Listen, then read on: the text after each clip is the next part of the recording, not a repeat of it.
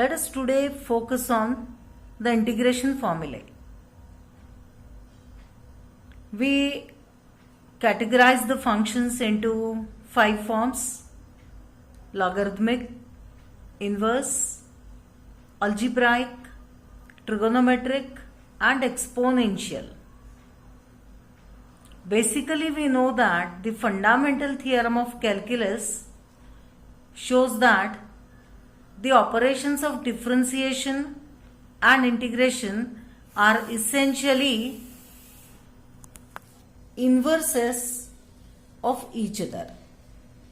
So what we will do is we will find out the derivatives of the function, and from that let us try to memorize the integration formulae. So let us start from the exponential function. First we will start with the exponential function.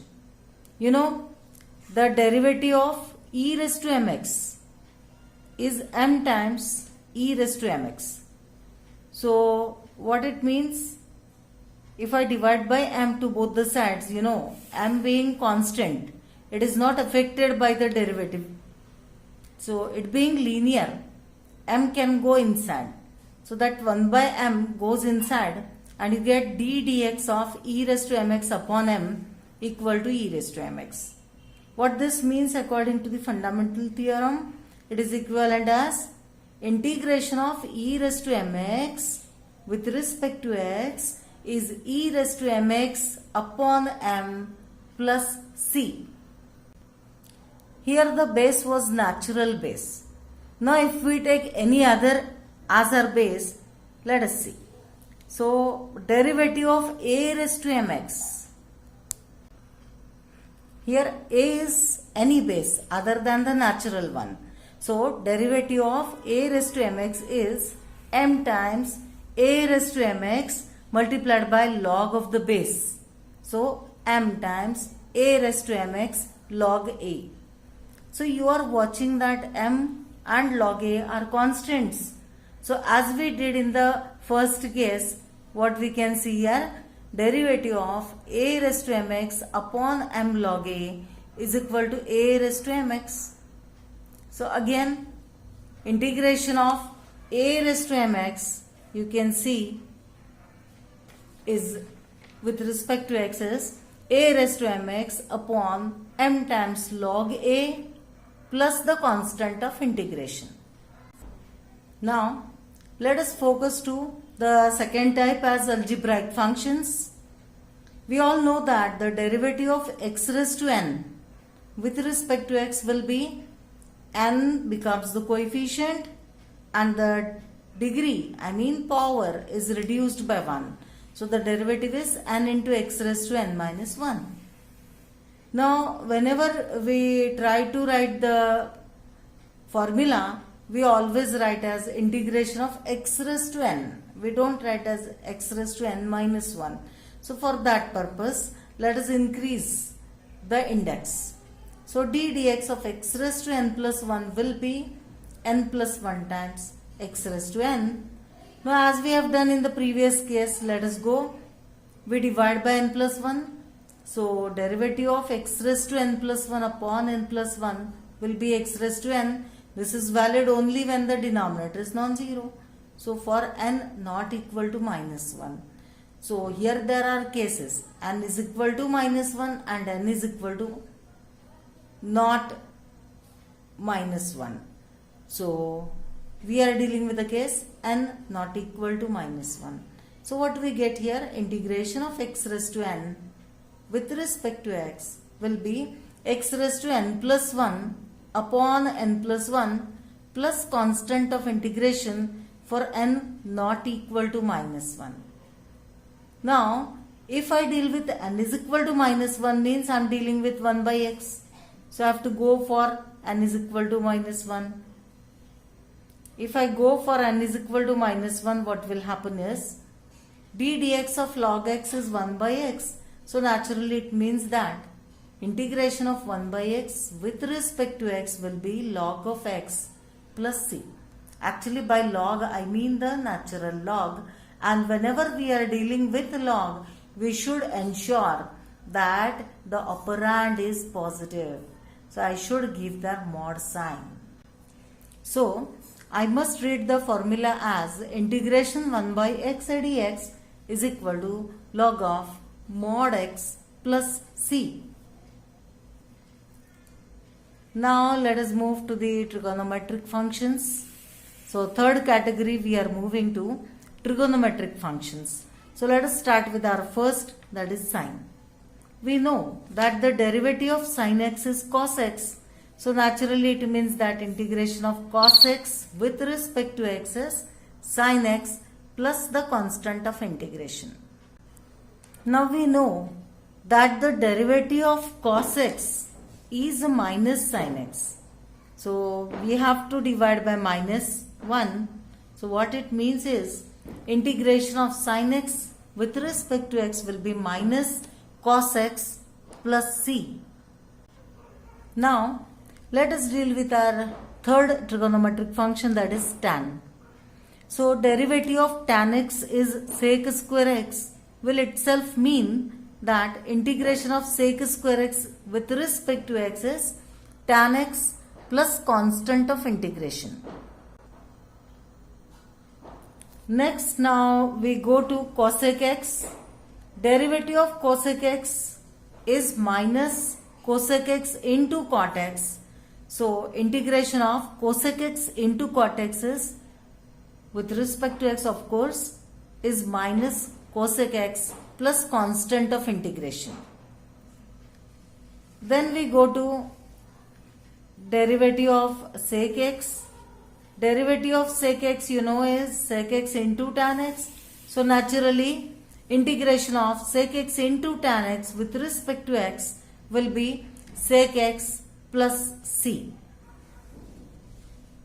Then derivative of cot x is minus cosec square x.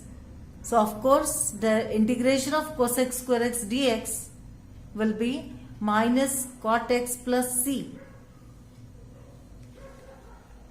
Then we move to tan x. Integration of tan x we want to find out. So first we go to the formula. Formula is integration tan x dx is equal to log of mod sec x plus c. So let us go in the derivation of the formula. So if I consider tan x, then tan can be written as sine upon cos. So integration tan x dx will be integration sine x upon cos x dx. Now what you observe? Derivative of cos x is minus of sine x. So you can adjust it. You can write it as minus of integration minus sine x dx upon cos x. So what you observe here? You are finding out the derivative of the denominator present in the numerator. So it will be log of the denominator. So with minus sign you get minus log of mod of cos x plus constant. But minus log means that minus 1 will be to the power of that cos. So it becomes 1 by cos, meaning it is sec x. So the formula becomes log of mod of sec x plus c. You know very well that mod is for the security. Log doesn't operate on negatives. So we need to ensure the operand is a positive one. So integration of tan x dx becomes log of mod of sec x plus constant. Now let us move to integration of cot x. Integration of cot x with respect to x is log of mod of sin x plus c. How it comes, let us see. Integration of cot x dx, we write cot as what?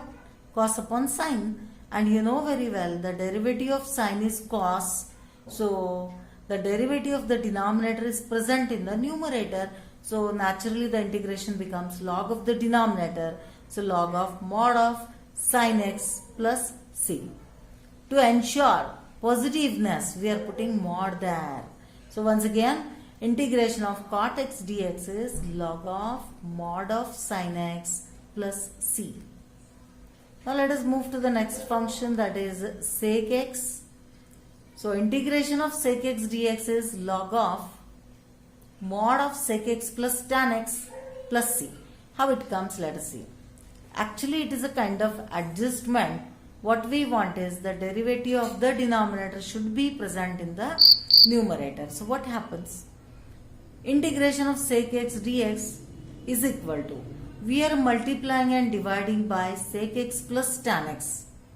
So what happens? We are getting numerator as sec x tan x plus a sec square x, and the denominator is sec x plus tan x.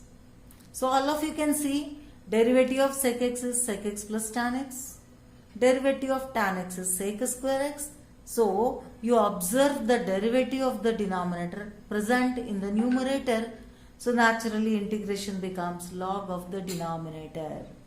So integration of sec x dx is log of mod of sec x plus tan x and plus constant of integration.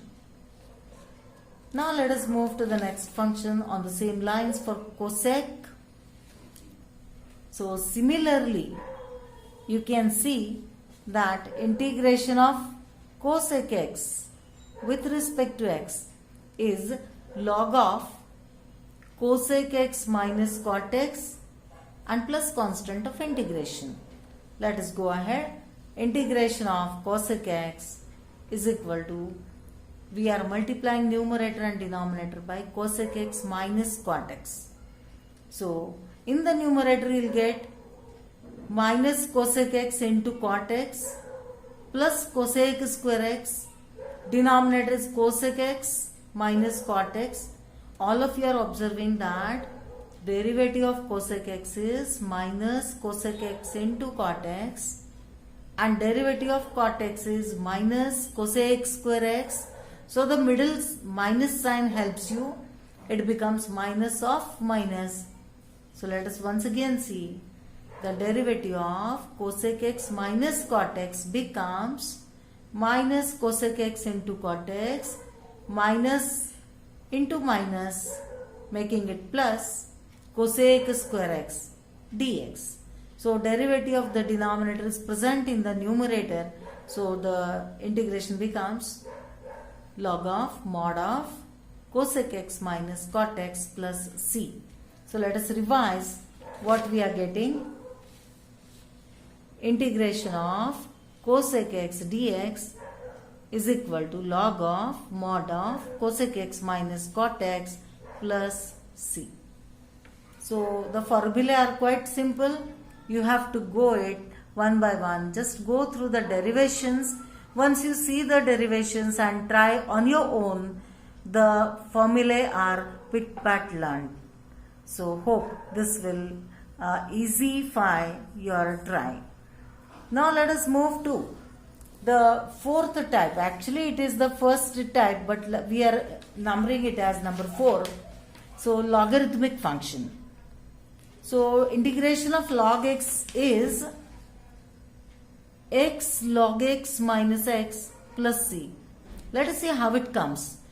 We are trying for the integration of log x, but we don't know its integration. So what we will do is, we will multiply it by 1.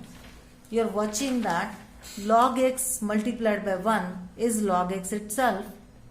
We are integrating this product. So what we need to do is, we have to number. We have to see the priority of the functions. So we call log x whose derivative is not, whose integration is not known to us as our first function, and 1 as the second function. So we are going by parts. First function as it is, log x as it is. Integration of second function, so integration of 1 dx minus integration 1 dx into derivative of log x dx. So this is equal to log x into x minus integration, this value was x, and derivative of log x was 1 by x dx. So what you observe, x get cancelled. Why can you cancel this? Because x is non-zero. Who told you? Because we are operating it on by log. So 0 is not present in the domain of log, so x cannot be 0, so this can be cancelled. One more thing, why I have put bracket over here? By putting bracket, I am ensuring that this x is not the operand, it is just the multiple. If you remove the bracket, maybe there is a chance that you will write it as log of x square. So to avoid it, we are putting bracket. So what we got? X times log x minus integration of 1 was there. The integration of 1 becomes x plus c. So what is the formula you got? Integration of log x dx is equal to x log x minus x plus the constant of integration. You know, if you differentiate this part, you are going to get back log x because they are inverse functions of each other.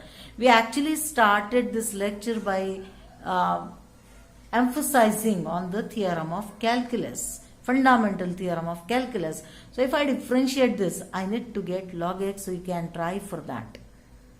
Okay, with this we stop this lecture and we will meet back for the inverse functions. Bye then.